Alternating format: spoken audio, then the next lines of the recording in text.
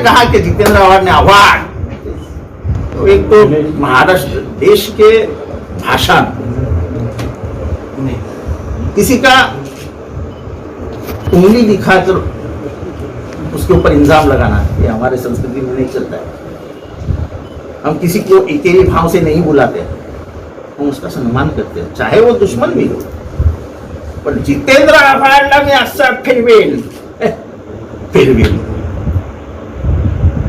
किसी का अपमानित करके भाषण करना ये कोई बड़ा भाषण नहीं होता है। ऐसा कहा जाता है समाज में कि किसका व्यंग और रंग के ऊपर बात मत करो।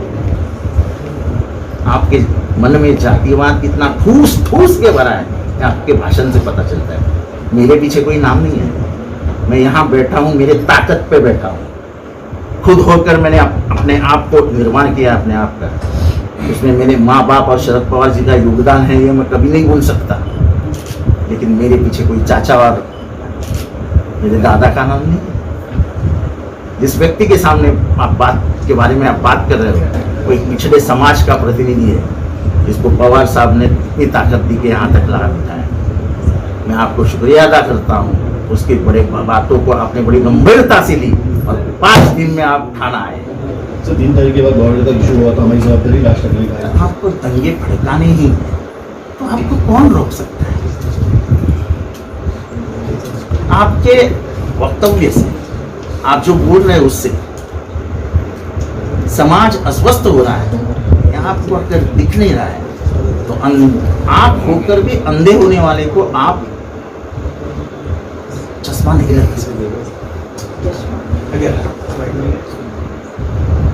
तो एक बात बता देना चाहता हूँ कि मैं 2009 में मुंब्रा का आमदार बना, तब से इतिहास पढ़ लीजिए, सिर्फ 2 बार ऐसी घटनाएं घटी है,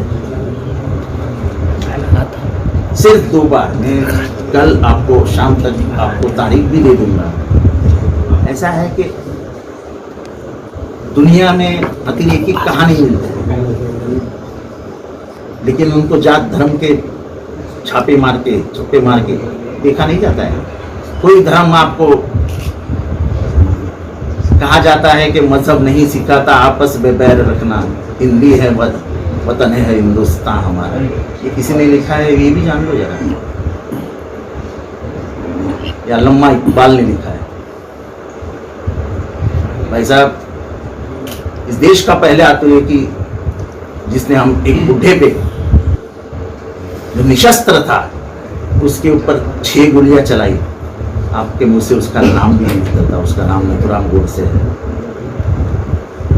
और मैं आज बहुत बहुत बहुत विश्वास से बोलता हूँ कि आप में ठाकरे खानदान का कुछ भी नहीं है, आप में अगर कुछ है तो नथुराम के विचारों का योगदान है। क्या है कि जॉनी लीवर बहुत बड़ा मिमिक्री किंग है। आज भी देखो, आप जॉनी लीवर जो करता है लोग हंसते हंसते थक जाते हैं। आप और जॉनी लीवर में कोई अंतर नहीं है। वो चित्रपट सृष्टि में करता था, आप राजकीय मंच पे करते हैं, सियासती मंच पे आप वही काम करते हैं। कुणाल कामरा और आप, इनकी बातें सुन के दुनिया हंसती है।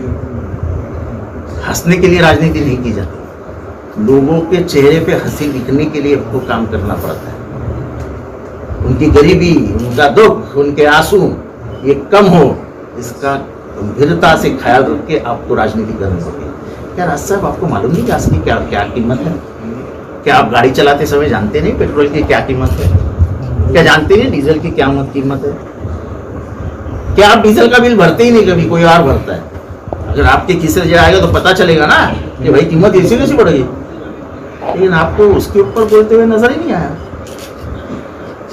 देश अब आवाज से परेशान नहीं है, देश इन सब से परेशान है, क्योंकि माँ बहनों का जीना मुश्किल हो गया है।